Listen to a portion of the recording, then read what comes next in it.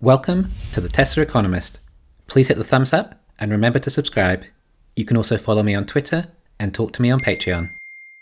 I've been waiting to finish this video for some time, as I think that the semi-truck is an undervalued product. I think its potential is absolutely huge. Let's go through the economics of the semi-truck and as to what it could mean for Tesla and the rest of the world. Now, we were not expecting to see the semi-truck deliveries until sometime in 2022, or possibly even rumours of 2023, which was understandable due to the sheer amount of batteries these trucks require, which would require the necessary 4680 batteries to reach volume production. Otherwise, there is such a massive opportunity cost of up to perhaps 10 Model Ys that could be sold with the equivalent amount of batteries. I believe the last we heard was on the Joe Rogan show, where Elon said the semi-truck would use a 500 kilowatt-hour battery pack for the entry-level model, supposedly achieving 300 miles of range. There is also a 500-mile range version, which was at one stage rumoured to have a battery pack as large as 1 megawatt hour, but I believe it won't likely be that big, as these estimates were calculated before the breakthrough technology of the 4680 batteries, and it's now thought that it will be much closer to 700 kilowatt-hour batteries. Still, that is a lot of battery. But we just had a strange interview on CNBC with PepsiCo CEO Ramon Laguarta and Jim Cramer.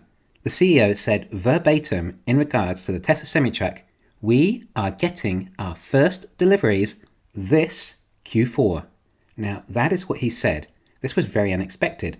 Perhaps Tesla have enough 4680 batteries from Cato Road to deliver some semi-trucks to PepsiCo, and perhaps they wanted to trial the trucks first for a while before they scaled up. Perhaps LaGuardia meant Q4 2022 instead, maybe. But this was positive news and appeared to have had an effect on the stock price. The semi-truck is a big deal, but the semi-trucks have to use 4680 batteries as they need something much more energy dense, particularly when they're carrying such huge payloads. I believe up to 80,000 pounds for that vehicle class. On Battery Day, we saw that there were two versions of the 4680 batteries, one with manganese and one without. The version without will be more expensive but more energy dense, which is the version that will be used for the semi-trucks, as energy density is so important with this vehicle. Therefore, this creates a huge opportunity cost. I mean, we're talking about 10 times as many batteries for one truck as a Model Y would require.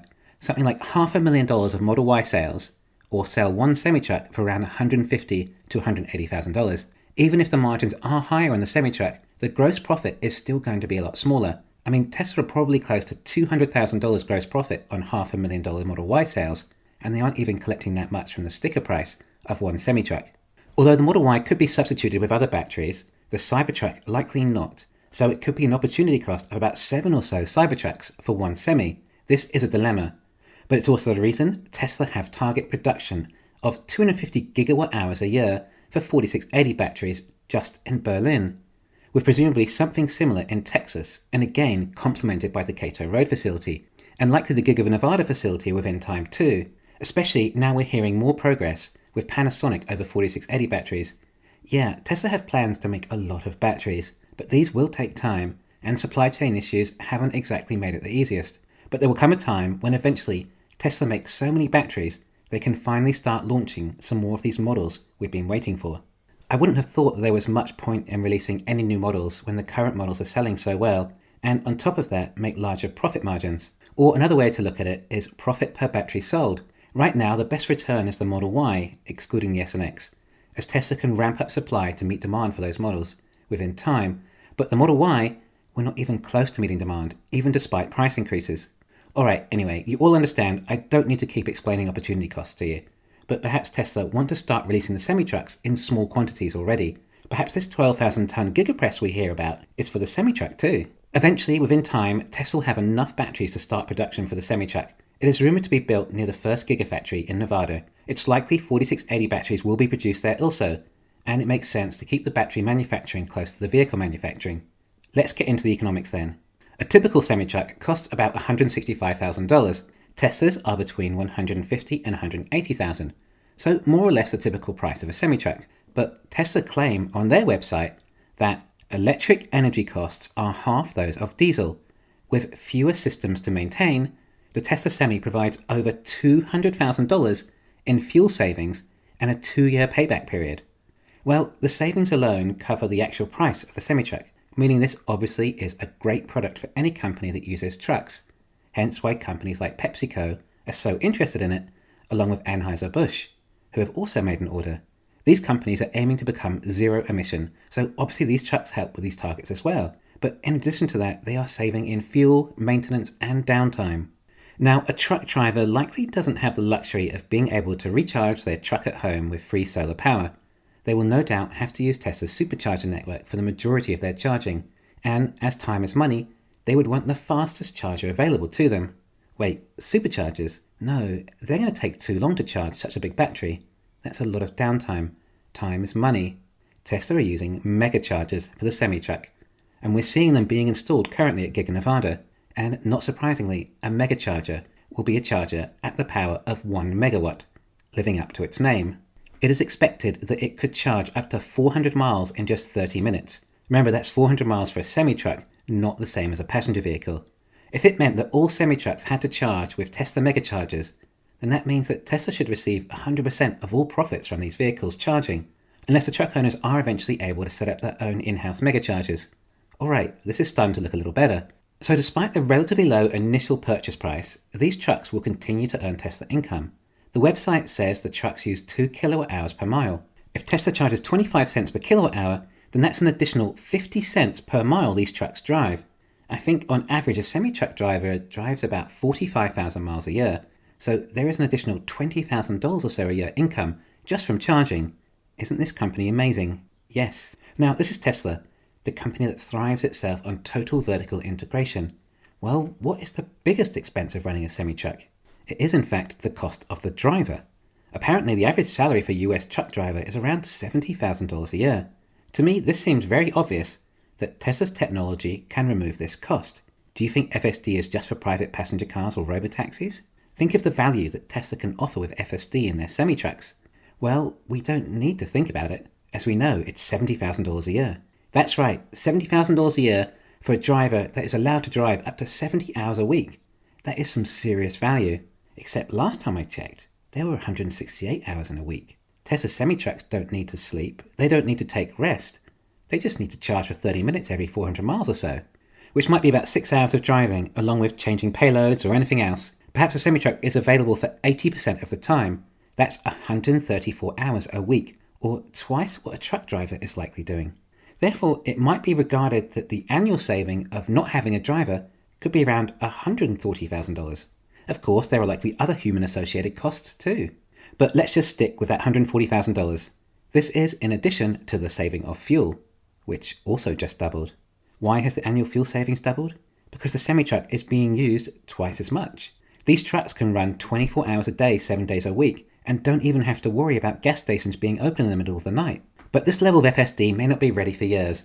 In the meantime, Tesla already has their Convoy system working, supposedly lower cost than train freight. Several semi-trucks run in a convoy and will drive in the most efficient way. Due to them being streamlined, the front truck takes the most air resistance, making the ones behind in the convoy even more fuel efficient. But I guarantee you that FSD in a semi-truck will not be as cheap as $200 a month. I think Tesla can add an extra zero onto that, to be honest, which would mean that including charging, and if we think Tesla trucks will do twice as many miles as a typical driver, maybe as many as 90,000 miles a year. So what are we up to? 60 to 70,000 income a year from Tesla semi-trucks after the sale. Bear in mind, 90,000 miles a year is only about the equivalent of an average of 10 miles an hour. Of course, these batteries are going to be able to do over 1 million miles in its lifetime as well, hopefully more. But perhaps eventually the real business with the semi-trucks will be robo-taxis, within time. Tesla is best as a service company, and that would be where the vertical integration gets to the end user level, transport as a service. Now there's not really any mega chargers on the highways yet. It's obviously a necessity to have mega chargers along all popular semi-truck routes. This will take time. The infrastructure does need to be built. A supercharger is going to be too slow to charge such large batteries. I mean, perhaps they could initially charge overnight when there is still a driver when he is sleeping, but not sure that will work really. Whilst charging, these mega charger stations will have the attention of a driver for 30 minutes, which means Tesla will also be able to upsell at these stations with diners or shops. In fact, all land around any supercharger station does have extra value for the same purpose. You have Tesla drivers stopping to charge who want something to do for 10 minutes. And of course, Tesla has a great opportunity here, especially if they ever wanted to get into the restaurant business. Tesla is in effect adding value to all land within the circumference of any charging station. The entire electric semi-truck is a classic example of creative destruction, due to Tesla creating its own industry of private transport away from the conventional internal combustion model. Then Tesla didn't have to face the usual regulation to keep them out of the ICE industry. The legacy autos didn't seem to take electric autos seriously, or perhaps they just became arrogant and complacent that they had managed to stop so many auto startups in the past. But this meant that Tesla got to lead the way in innovation in a new industry without regulation from the legacy industries to stop them, as if Tesla was able to operate in a free market, which is always how we see the most innovation. However, creative destruction means businesses go under and we lose jobs. Apparently in the US alone, there's 3.5 million truck drivers' jobs at risk, although it's not going to happen overnight. Tesla has only just reached a run rate of 1 million passenger cars a year, using each requiring 1/10 the amount of batteries of a semi-truck. But I would say Tesla will not have any problem selling maybe hundreds of thousands of these trucks a year. Well, what's really happening here? The overall cost of transportation has decreased by perhaps 1/5. It is suddenly that much cheaper to transport anything by truck. It opens up new businesses that before were not feasible to be transported at the previous prices. It also means items are cheaper for everyone, and they simply spend more. Labour prices would not be changed either. This would simply mean higher standard of living for everyone, save perhaps truck drivers. Transporting via road is the most expensive form. This changes things so much. Possibly even other nations, perhaps in sub-Saharan Africa, where transportation is so difficult and rivers are dry for almost half the year, making life very difficult, could benefit from semi-trucks. The semi-trucks have a large surface area. They may be able to have trailers that have solar panels on the top. It might help extend range another 5 or 10% perhaps. It all makes a difference. Anything that can help it get more range and reducing cost. Of course, all the economics for the semi-truck can be applied to the van as well. But there are a lot of semi-trucks in the world to replace, and even if Tesla only make 100,000 a year, then that is still consuming a large amount of nickel, due to them having such large nickel content in the cathodes with so many batteries in each truck. Now, I'm sure some of you are going to comment that this is not possible, but hear me out. My favourite future Tesla product to come, their in-house LFP battery. Could that work in a semi-truck? Or could it at least work in some semi-trucks that will at least serve a good proportion of required applications? If Tesla's current 100 kilowatt hour batteries weigh around 1,200 pounds, then at 500 kilowatt hours, that's 6,000 pounds. Now bear in mind, we are not adjusting for 4680 batteries here, which obviously will be lighter again. LFP batteries weigh about twice as much as nickel batteries, taking that 6,000 pounds to 12,000 pounds. Of course, again, we're not taking into account Tesla's own in-house LFP batteries, which will again be more energy dense. So we have an additional 6,000 pounds of weight, meaning the payload has a 6,000 pound less weight possible. Not a huge deal relative to 80,000 pounds.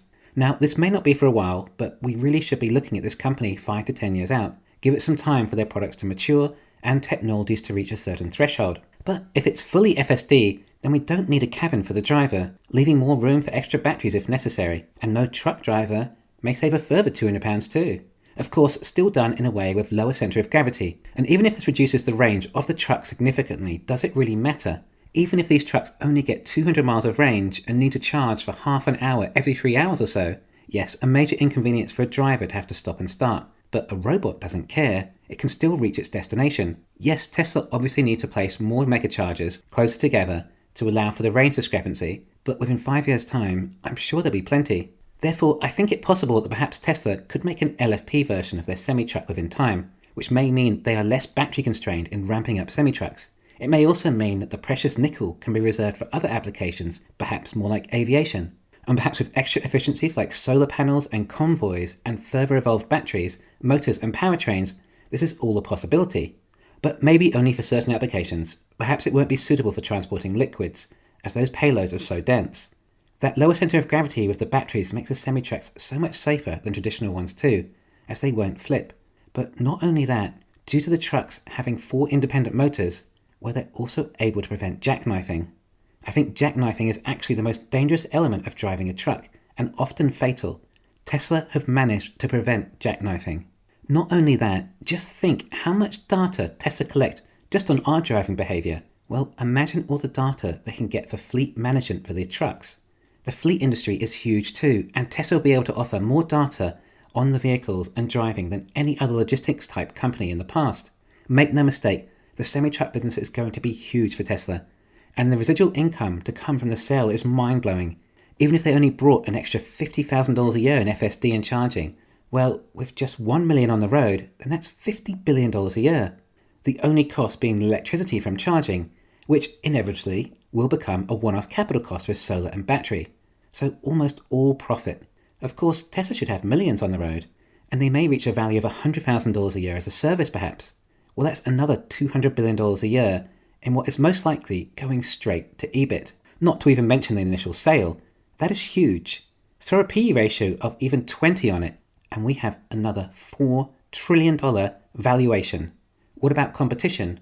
Well, I think everyone is struggling enough with making passenger cars as it is, not to mention FSD required to this level. And Nikola has probably tainted any semi-truck competition for some time anyway. But I can think of one competitor. This competitor might even make semi-trucks superfluous, or at least less necessary. It will be tough for Tesla to find enough scarce nickel to replace all semi-trucks in the world, despite the enormous demand there will be. But there is another alternative, which is suitable for popular distribution routes. As you probably guessed, that would be the Boring Company.